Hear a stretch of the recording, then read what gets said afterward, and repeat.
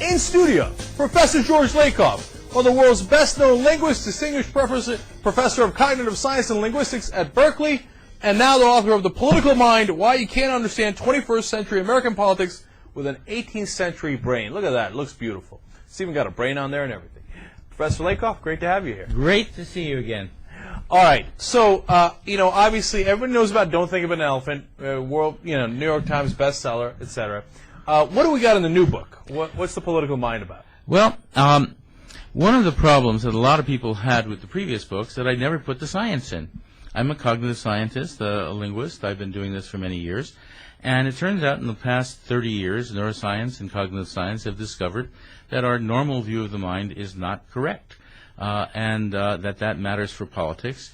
I've been writing a number of books about this without mentioning the science, and this one introduces what the mind is really like, what all those results are, and it introduces it by way of the politics so that you can understand what the results about the mind are. And one of the problems that Democrats have is that they're still thinking about the mind as if it were the 18th century. So there's an old view of mind that came out of Descartes and out of the Enlightenment that came in with our country, which is, and it's now very popular, says reason is conscious. We're all conscious when we reason. That reason is disembodied and abstract. That reason can fit the world as it is, that it's logical, so if you give people the facts, they'll reason to the right conclusion, that it's dispassionate, that passion gets in the way of reason, and that the purpose of reason is self-interest, to pursue your self-interest. And the fact is, it's been discovered, every one of those is false. That's interesting. How so? I might actually disagree with that a little bit, which will be fun. Like, I'm going to disagree with Professor Lakoff. But anyway, but how so? How do you think the brain actually works? Okay, first, 98% of reason is unconscious. It's what your brain is doing when you're busy being conscious. Okay, so it's mostly there, and it's the unconscious reason is structuring the brain. It's also not just abstract and disembodied. You think with your brain physically, and that's a bunch of neural networks, but they're not general purpose. Your brain is structured to run your body. So you're thinking with a biological system that's set up to run a body, and it works not by digital computation, but by neural computation. And we've been in a neural computation lab for the past 20 years. I've been co-director of it, and we now know a lot about how that works. And it turns out that it affects a great deal about politics, among other things. So, for example, we don't just have our brains fitting the world as it is. Anything you understand has to go through a brain that is set up to run your body, and that is structured in certain ways. Now, let's take the issue of, is reason dispassionate?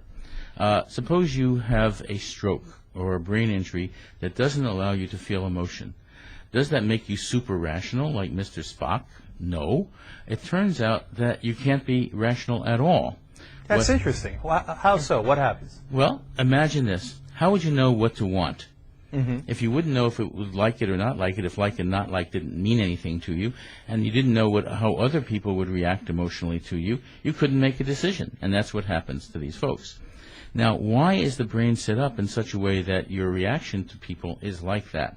And we have two major neural pathways for emotions, one for positive emotions, one for negative. But the neural systems in those pathways are connected to systems that have semantic content and directly to form integrated circuits. That's how we have melodramas and cultural narratives. And there's a whole chapter in here on the cultural narratives behind Anna Nicole Smith, for example. Oh, that sounds fun. It's fun. It's great. You finally understand why people had all these different understandings of them, but they all apply in politics. We have a rags to riches narrative that's in Obama's history. We have a glass ceiling narrative that's in Hillary's, Professor Lakoff, can I ask you a broader and more simplistic question? Does this mean, in essence, that this idea of reason can't be separated from our emotions? That's right. And so that we have to take these emotions into account, especially if we're trying to influence the public in a sphere like politics? Absolutely, and it's done all the time. So you have, take McCain's hero story. That's a very emotional story. If you take Obama's story, it's a very emotional story.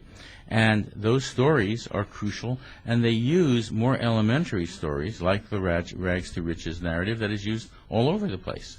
It's part of political biographies. It's part of every soap opera on TV. There are these things showing up all the time, and you live your life through that. That's interesting, and I want to get to the political ramifications of that and how one party's playing it right and the other isn't. But before we do that, real quick, my slight disagreement, okay, if I can. And, you know, you have the science to back it up, so this is going to be... Yeah. But I want to run it by you. And maybe it's not a disagreement. Maybe it's something that you guys have already, looked at, which is, I think in the short term, you're entirely right that especially on a micro level, on a person-to-person level, all of our reason is tied in with emotion. There's no question about it. In fact, it drives it a lot of times, as you just explained. But I think on a macro level, in the long run, and politics isn't in the long run. Politics is very short-run oriented a lot of times. But in the long run, although you talk about that a little bit in the book, too, about how the Democrats have to frame for the long run as well. In the long run, I believe that reason does matter. This is reason, and that's the point. And it's not just the cultural narratives and melodramas. You also have frames that are structures, that are neural structures through which you understand the world, and they're very normal things. What's a frame? Take your understanding of a restaurant. A frame has two parts. It has elements like a waiter, a maitre d', a menu, a dish, and so on, and a sequence of elements, a scenario, namely, you're greeted at the door, you're seated, you get a menu, you order, your dish comes, you eat, you pay your check. That scenario defines your understanding of a restaurant. And a word like menu or waiter is defined by that frame. And that frame is physically there in your brain. We now have a good idea of what that neural computation has to be like. In addition, we also understand the world through metaphorical thought. And that's unconscious. By the time you're 6 or 7, you have learned hundreds of modes of metaphorical thought. And just by living in the world, I mean, for example, more is up and less is down. Why? You pour more water in the glass, level goes up every time, but why should it give rise to a metaphor? The reason is this. You're a kid, you watch this happen, your brain registers an increase in verticality as there is an increase in quantity at the same time, over and over and over, two different parts of the brain. When that happens, the activation in these two parts of the brain gets stronger and spreads out. It's called spreading activation along existing pathways. As it spreads and is repeated over and over, those spreading parts get stronger and they spread more and more until the shortest path is found between them. And then you form a circuit, and that circuit is the metaphor, and it's physical. So let me go on a diversion here slightly before we get back into politics, because I know that's the focus. But I'm curious about religion. Sure. You know, because religion is very emotional and a lot about metaphor, and is a way of explaining the world, and it makes us feel better, etc. My hope is that in the long run, we're going to realize that it's just not true, and that reason is going to win out as opposed to the emotions and our emotional needs for religion. Now, that hasn't happened yet, so I might very well be wrong. Does your research give us an answer to that? Give us an insight into that? Not an answer, but an insight into that? Well, there are several things that we have found. First of all, there are 4 basic metaphors we have found so far for God. And they're classes of metaphors, not individual ones, whole classes. There's one where God is a father-like person with special cases, where God is a judge, God is a creator, God is a shepherd, and so on. Special cases of properties of fathers. Then you have the infinite cases, where God is the infinite, and that means God is all-knowing, all-good, the first cause, all-powerful. Right? So those are the 2. Those are the most common ones in the West. And then there are others that also show up in Western religions less commonly, and also in other religions around the world. There is, God is the source of all good things. You know, you're not the source of all the wonderful things in your life, but you take that source as something else out there, and in certain religions you might call it God. There's another one in which God is the physical world. So in the Kabbalah, for example, God is, you don't say God, do not say God is not in the stone, God is in the stone, God is in the tree. And this is in various variations on religion throughout the world. Now, those last two are interesting because they say that there are two kinds of things that are sacred. What does sacred mean? It means things of ultimate value. That the good things that happen to you in life are of ultimate value, and that the physical world is of ultimate value. And there are plenty of people who don't believe the first two metaphors and see themselves as atheists, but believe the last two. And they wouldn't call it God, they wouldn't call themselves religious, but they might be, quote, spiritual. And when we have a lot of spiritual Americans who happen not to believe in the first two metaphors, and therefore see themselves as atheists. It's not clear what an atheist is.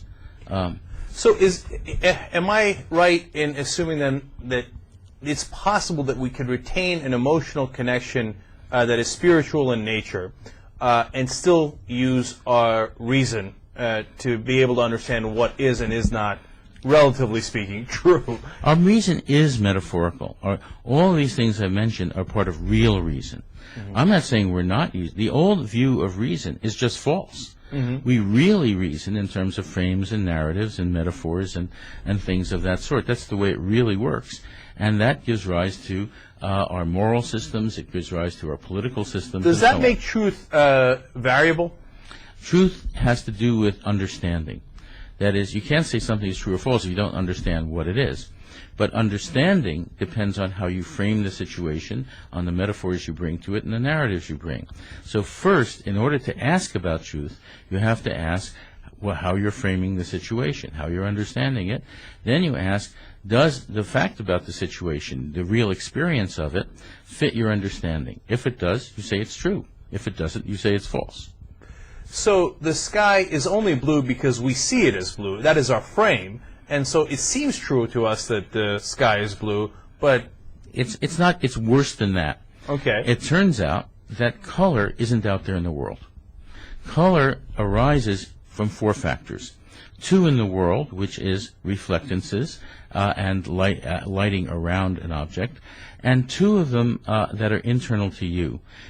Your retina has color cones of three kinds. They are connected neurally to color centers in the brain, and all of those together give rise to our colors. We don't experience, color isn't out there. And if what does it mean to be colorblind? It means that you lack one of those, kinds of color cones. In short, and not only birds have additional cones, and they see more dimensions of color than we do. So color is in here and not out there. It's not just in here, it's both. It's in the interaction. Exactly. Okay, great. I love that. So now let's try to apply it to politics. Right. And I wish the Democrats had applied it to politics. So do I. Right. Now, one fundamental question is, how come the Republicans get this and the Democrats don't get this? Let's give that a shot. There are two reasons together. The Republicans come out of a business environment where they use marketing. And for the past 35 years, they have been marketing their ideas day after day to the public very effectively through a system of think tanks, through a system of training institutes, through a messaging system that includes owning media and includes booking their experts on TV through a booking agency every day, where they have 80% of the talking heads are booked on TV around the country. They're all conservatives. The Democrats have nothing like this. They don't have this system at all. And they've known about it for 10 years. They haven't done anything effective to get their ideas out there. And part of the reason is that they still believe in the old view of reason. They still believe if you just tell people the facts, they'll reason to the right conclusion. What do you need? They see framing often as just spin. But spin is the use of framing by a fraud to try to cover up. Effective communication is the use of framing by somebody honest who knows what he's doing. I'm writing these books so that people can honestly know what they're doing and can distinguish spin from honest framing. So, Professor Lakoff, Republicans come at politics from a marketing perspective, and we were saying in the last segment, and they sell their ideas. The Democrats have been losing for so long.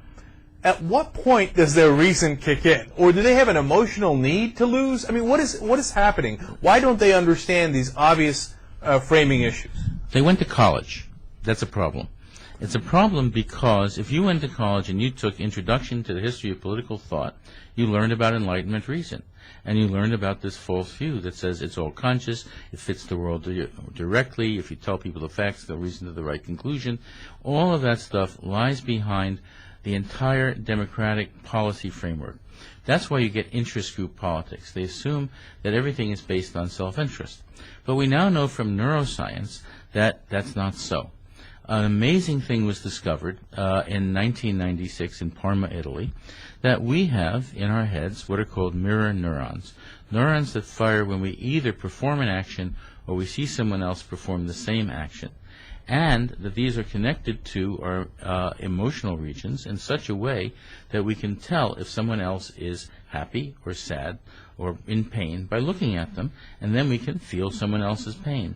Empathy is in there, wired in, and these fire more when you cooperate even than when you imitate. That is, we are hardwired for empathy and cooperation. And a lot of our reason is about caring for other people, caring about them, figuring out what they're about, understanding their emotional reactions, and connecting with them. And that is crucial in understanding how we really reason economically. Behavioral economics now has shown that in economic decision-making, real people use frames and narratives and metaphors. But shouldn't that help the Democrats? Because aren't they the more empathetic party? And shouldn't that hurt the Republicans since they run it basically on bootstraps? It should if the Democrats understood that they have a false view of reason. Mm-hmm. But they're stuck on interest group politics. Interest group politics assumes that people vote rationally on and in the old notion of reason on the basis of their interests. And so what they keep finding are these interest groups that have been ill-served by the market or by government, and then they give a program for this interest group, the next interest group, another interest group, and they don't add up to anything. They don't add up to a movement. They don't have to add up to a general view of what progressive thought is. But progressive thought starts with empathy, caring about people, and responsibility, which is acting on that care responsibly and effectively. So what would you do differently if you were in charge, Professor Lakoff? How would you set the Democrats up for victory in the long term, to be able to reach the American people in an effective way? Well, one of the things they need to do is do the reverse of what they're doing now in building think tanks. The conservatives did something right. They started their think tanks with the idea of conservatism in general and then applied it throughout. When the liberals have come along and tried to build think tanks, they get a bunch of experts about issue-by-issue experts, and then they don't come together with a general idea. They also don't have a notion of what is called cognitive policy. The Republicans have a cognitive policy. They have a set of ideas with a strategy for getting those ideas out in public, and they have institutions for doing that. They've built all these institutions that I've mentioned. The Democrats don't have a cognitive strategy. They don't have a strategy for changing people's minds and for getting their ideas out there in public, and they haven't built the institutions for doing that. They understand policy in material terms. What are the nuts and bolts of this policy? But they don't understand that every policy has a moral idea behind it. What makes it right? And they don't understand that people out in public have to have those same moral ideas in order to know that the policy is intuitively right. So without a cognitive strategy, they can put out all the policies they want. Some will happen to go along with what people believe, and a lot of them won't. And how this breaks down in the real world, by the way, is or what you see on TV, for example, I should say, is that the Republicans will come up with a marketing term right away for the issue, whether it's tax relief or cut and run or free trade, and many of the terms you talk about in the book, and the Democrats will simply cede the ground. They'll say, okay, apparently it's not an escalation of the war, it's a surge. Right. And then once they cede that ground, they've already lost the battle. As soon as they use the word surge, it's over. It's over. It's over. And it's amazing they don't get that. I'm blown away by the fact that they don't get that. That's what the book is about, because if they believe in Enlightenment reason, then what are words about? Words just fit the world as it is, because they assume reason just fits the world as it is. Concepts fit the world as it is, so the words name concepts and the words are neutral. But they're not. the words that Republicans use are fitting their frames, and each frame is part of a bigger system, and they have gotten their system out there. Their big ideas about government, about national security, about taxation and the market, their ideas are out there. They have a system, and once the system is there, they can have nice little phrases that fit the system. Because the Democrats don't have their system of ideas in place, they can't have nice little phrases because there's nothing for them to fit. All right, the book is amazing. It's called The Political Mind. It's in the Young Turks Library. You can check it out there. Before we leave you, we have about a minute left. Professor Lakoff, I do want to ask a fun personal question. There are two enormously famous linguists. You're one of them. The other one is, of course, Noam Chomsky. Do you guys ever get together and have a beer? He was my teacher back in 1962. Around 1963, I discovered a flaw in his theory. And I've worked on that and shown that the theory doesn't work. As of 1968, we haven't been talking for a while. It's been a while. It's been, what now, 40 years. Can you guys go out for a beer? I doubt that Noam is going to give me a call, or if I called him that he would. Why not? Can you? How about you promise us here on the Young Turks that you'll give him a call? Well, it's not so easy, and not only that, I'm not sure whether he drinks beer these days, but it's not so easy. It turns out that he has a philosophy that is ironclad, and you can't break through it. And I've tried doing it. I tried doing it for many years. I know his thought very, very well, his linguistic thought. How about you guys don't talk about linguistics? You talk about your kids, your grandkids, whatever. That, in fact, we can do. I mean, we've occasionally run into each other at conferences. He's come to Berkeley, and in fact, that's exactly what we do. His daughter was a student in a department next door to mine. I know his daughter. We talk about we talk about his grandchildren. That's basically what we actually do. Okay, well, it's fair enough. All right, Professor George Lakoff, thank you so much for coming in. We really appreciate it.